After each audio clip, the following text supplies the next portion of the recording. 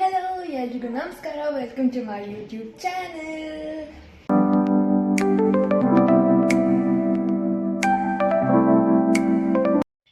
ಇಷ್ಟು ದಿನ ಎಲ್ಲೋಗಿದೆ ಅಂತ ನೋಡ್ತಾ ಇದ್ದೀರಾ. ನನಗೆ ಎಕ್ಸಾಮ್ ಇದ್ದ ಕಾರಣ ಯಾವುದೇ ಥರದ ವಿಡಿಯೋಸ್ ಮಾಡಲಿಲ್ಲ. ಹಂಗೆ ಹಾಲಿಡೇಸ್ ಬಂತು, ಸ್ವಲ್ಪ ಟೈಮ್ ನನಗೂ ಬೇಕು ಅನ್ನಿಸ್ತು.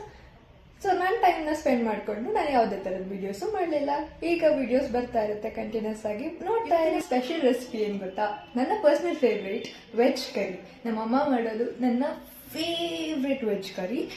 ಯಾವ ಹೋಟ್ಲಲ್ಲೂ ಸಿಗಲ್ಲ ನನ್ನ ಪ್ರಕಾರ, ಅಷ್ಟು ಚೆನ್ನಾಗಿರುತ್ತೆ. ನೀವು ಮಾಡ್ಕೊಂಡು ಟ್ರೈ ಮಾಡಿ. ಇಲ್ಲಿ ಮಸಾಲೆಗೆ ರೆಡಿ ಮಾಡ್ಕೊತಾ ಇದೀವಿ.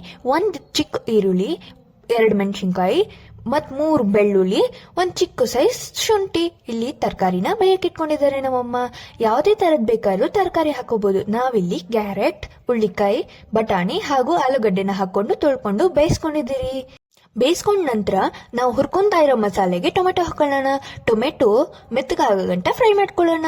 ಇಲ್ಲಿ ಪೌಡರ್ಸ್ ಗಳಲ್ಲಿ 1 ಸ್ಪೂನ್ ಗರಂ ಮಸಾಲ, 1 ಸ್ಪೂನ್ ಧನಿಯಾ ಪುಡಿ, 1 ಸ್ಪೂನ್ ಖಾರದ ಪುಡಿ, 2 ಸ್ಪೂನ್ ಕರಿ ಪೌಡರ್. ಈಗ ಟೊಮೆಟೊ ಮೆತ್ತಗಾಗಿ ಫ್ರೈ ಮಾಡ್ಕೊಂಡಿರೋದು ರೆಡಿ ಆಗಿದೆ. ಅದನ್ನ ಕೂಲ್ ಮಾಡೋಣ. ಕೂಲ್ ಮಾಡಿ ಮಿಕ್ಸಿ ಜಾರ್ಗೆ ಹಾಕೊಳ್ಳೋಣ. ಅದೇ ಫ್ರೈಯಿಂಗ್ ಪ್ಯಾನ್ಗೆ ನಾವು ಎಲ್ಲಿ ಹುರ್ಕೊಂಡಿದ್ವೋ ಅದೇ ಫ್ರೈಯಿಂಗ್ ಪ್ಯಾನ್ಗೆ ಮತ್ತೆ ಜೀರಿಗೆ ಹಾಕೊಳ್ಳೋಣ. ಜೀರಿಗೆ ಚಿಟಪಟ ಅಂದ್ಮೇಲೆ ರೆಡ್ ಚಿಲ್ಲಿ ಪೌಡರ್ ಮತ್ತೆ ಅರ್ಶಿನ ಹಾಕೊಂಡು ಹುರ್ಕೊಳ್ಳೋಣ. ಅದು ಹಸಿ ವಾಸನೆ ಹೋಗೋ ಗಂಟ ಹುರ್ಕೊಳ್ಳೋಣ.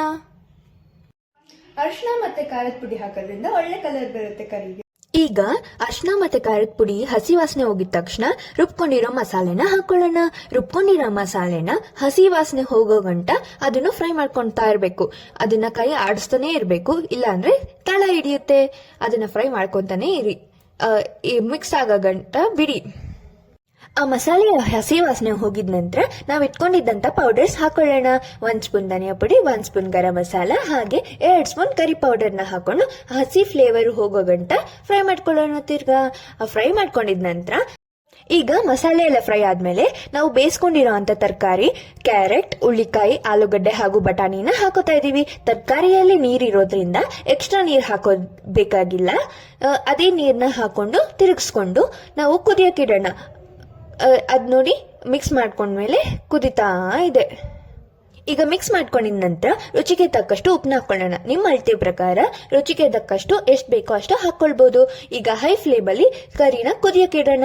ಅದು ನೋಡಿ ಮಸಾಲೆ ಎಲ್ಲ ಬಿಟ್ಕೊಂಡು ಕುದಿತಾ ಇದೆ. ಕರಿ ಕುದ್ಮೇಲೆ ಗಟ್ಟಿಯಾಗಿರೋ ಕನ್ಸಿಸ್ಟೆನ್ಸಿ ನೋಡ್ಕೊಂಡು ಸ್ಟವ್ ಆಫ್ ಮಾಡಬಹುದು. ಈಗ ಕರಿ ರೆಡಿ ಆಗಿದೆ.